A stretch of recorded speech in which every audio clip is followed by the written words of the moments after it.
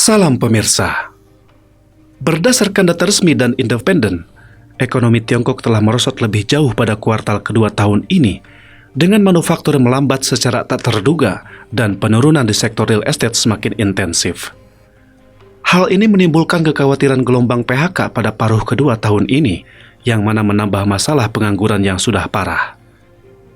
Ekonomi Cina semakin memburuk pada bulan Juli, menurut laporan China Bakebook International CBBI pada awal Agustus, yang menyediakan data ekonomi independen.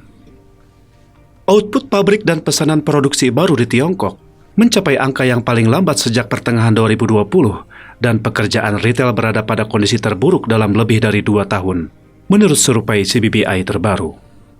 Apalagi membuat memburuknya pertumbuhan pendapatan bagi produsen dan keterbatasan keuntungan bagi pengecer. Pada tanggal 1 Agustus, data resmi mengungkapkan angka yang lebih buruk di bidang manufaktur dan real estate. Data yang dirilis oleh Biro Statistik Rezim Tiongkok menunjukkan bahwa indeks manajer pembelian PMI Industri Manufaktur Tiongkok untuk Juli adalah 49,0 dibandingkan dengan 50,2 pada bulan sebelumnya, turun 1,2%, lebih rendah dari level kritis 50. Pada bulan Juli, dengan lebih banyak kasus COVID-19 muncul di beberapa bagian Tiongkok, rezim melanjutkan langkah-langkah ketat nol COVID, menempatkan banyak kota dalam penguncian, termasuk pusat industri dan pusat ekonomi. Aktivitas manufaktur yang sempat pulih pada bulan Juni setelah lockdown, dicabut di beberapa bagian daratan Tiongkok, kini kembali merosot. Lembaga Penelitian Indeks Real Estate Tiongkok mempublikasikan bahwa pada bulan Juli, harga rata-rata bangunan tempat tinggal baru dari Mon Overmont di 100 kota turun. Bukannya meningkat, harga rata-rata rumah semakin merosot. Penurunan harga rumah baru lebih besar di kota-kota, terutama di Delta Yangtze River dan Far River, di mana harga rumah meningkat pada tahun-tahun sebelumnya. Penjualan properti di 17 kota yang dilacak oleh Index Research Institute turun 33,4% Mon Overmont di bulan Juli, dibandingkan dengan lonjakan 88,9% pada bulan Juni karena lockdown dicabut. Tingkat pengangguran tinggi.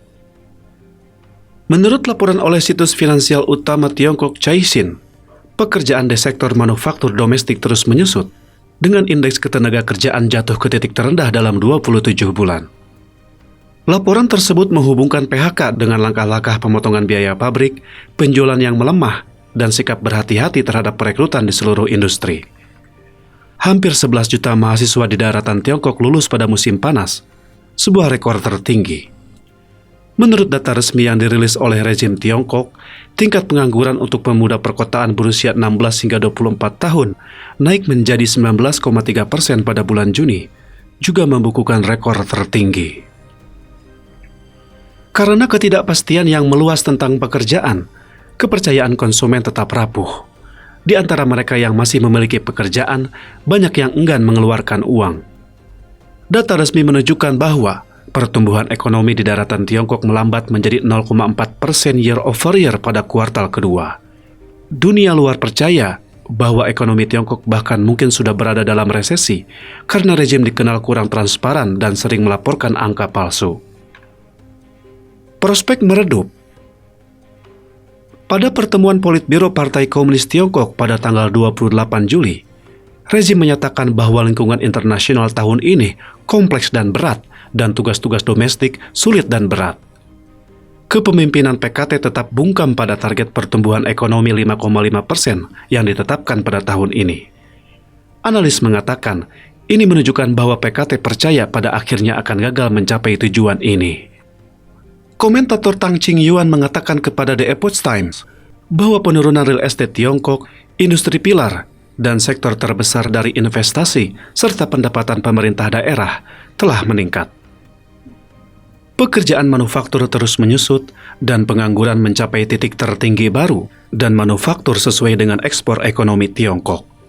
Hal ini menunjukkan bahwa kebijakan stimulus konsumsi daratan Tiongkok tidak berpengaruh, kata Tang. Data ini mencerminkan bahwa 3 pilar ekonomi Tiongkok, investasi, ekspor, dan konsumsi, secara keseluruhan melambat atau bahkan mandek. Atas dasar ini, otoritas PKT masih berpegang pada kebijakan nol COVID yang hanya akan merugikan ekonomi Tiongkok. Lebih buruk lagi, Krisis ekonomi Tiongkok bukanlah pertanyaan apakah dapat mencapai tingkat pertumbuhan yang ditargetkan, tetapi apakah dapat menstabilkan ekonomi dalam 5 atau bahkan 10 tahun ke depan.